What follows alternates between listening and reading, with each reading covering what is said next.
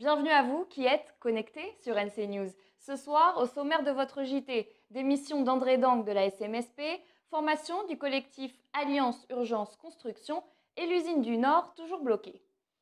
À 85 ans, André Dangue a quitté ce matin la présidence du conseil d'administration de la SMSP et la direction générale de la Sophie Nord. André Dangue avait en effet atteint l'âge maximal pour être président, mais il reste impliqué dans la SMSP. Plus de détails avec Beryl Ziegler. La démission d'André Dangue.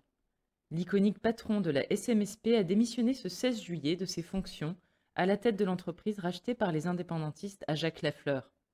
Il occupait ce poste depuis la mort de Raphaël Pigeot dans un crash d'hélicoptère en 2000. L'information a été confirmée par un communiqué de la SMSP précisant que les responsabilités d'André Dangue à la SMSP et à la Sophie Nord seraient désormais assumées par Carl Terby. Mais certains avancent d'autres raisons. Pilote de la stratégie indépendantiste sur le nickel destinée à financer l'indépendance, André Dangue était considéré comme responsable du fiasco de la tentative de mainmise de la SMSP sur l'usine du Sud et des tensions et violences que cela avait générées en fin d'année dernière. Par ailleurs, des difficultés budgétaires et financières de la SMSP et de la Sophie Nord et des inquiétudes chez Glencore, le principal partenaire, ont peut-être également œuvré en faveur de ce départ. Le premier Nouméa Women's Forum sera organisé par la province Sud du 29 au 31 juillet prochain, opération dont le mécène est la SLN. Ce forum aura pour thématique le leadership au féminin dans le monde économique. Pendant ces 3 jours d'échanges et d'ateliers, il s'agira de dégager un plan d'action pour une meilleure prise en compte du travail des femmes en province Sud. Les acteurs du BTP s'inquiètent et c'est pour ça qu'ils ont décidé de tous se rassembler pour constituer Alliance Urgence Construction. Le tout nouveau collectif tire la sonnette d'alarme. Le BTP va mal. Silvio Pontoni et Vahamay Etuité, porte-parole du collectif, se sont entretenus avec Beryl Ziegler. Alors, ce matin, on était déjà en réunion avec Charles, donc un collègue de M. Vahamay, et il a eu un mot très juste. Il a dit, hier, on parlait de licenciement de plan social. Demain, on parle de liquidation. Donc voilà la situation du BTP. Jusqu'à présent, on a licencié énormément, plus de 4000 salariés de licenciés dans le secteur du BTP. Le problème, c'est qu'on n'a pas de perspective pour... là, c'est même pas pour le futur, c'est pour le présent. On n'a pas de perspective. Et donc là, c'est les sociétés complètes qui ferment, des liquidations ou des cessations d'activité. Donc voilà le secteur du BTP. J'espère que tout le monde est à la regard, que le problème est là. Parce que quand même, comme il disait, chez Bortoni, il y avait quand même 4000 qui est dehors.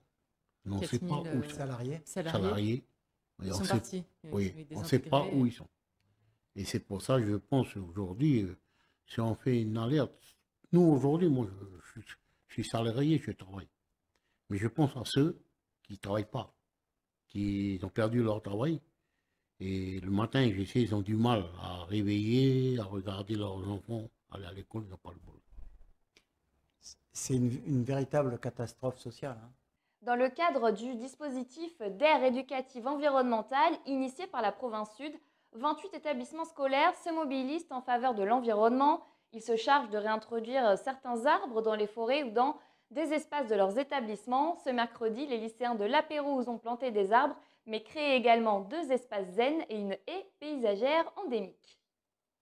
Le site de KNS, toujours bloqué. Les blocages entamés le 4 juillet par des coutumiers du massif de Cognambo se poursuivent malgré les tentatives de discussion. Retour sur les faits. Depuis le 4 juillet, Cognambo Nickel fait l'objet d'actions de blocage orchestrées par les coutumiers du Nord.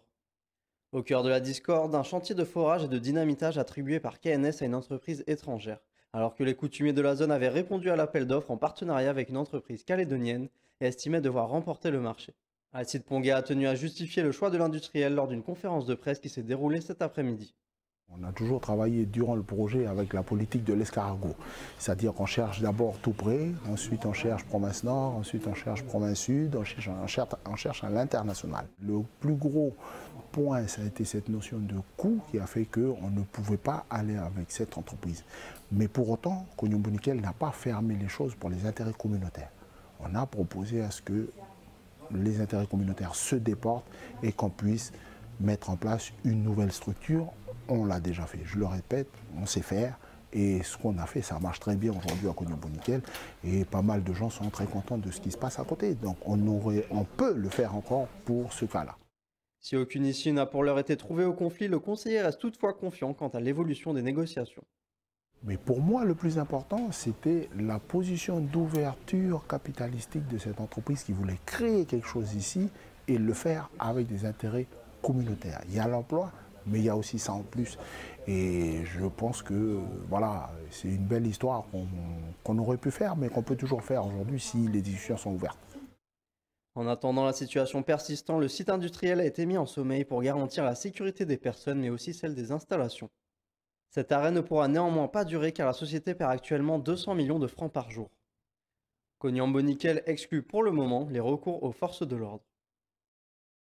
Nouméa, fier de ses quartiers, c'est le titre de l'exposition de photos installée sur les grilles de l'hôtel de ville jusqu'au 13 août. 40 photos réalisées par des Nouméens, photographes amateurs, sont ainsi exposées pour mettre en lumière les lieux, les activités, les habitants de différents quartiers de la ville. Le 7 août, sur la place des Cocotiers, le public sera invité à élire sa photo coup de cœur.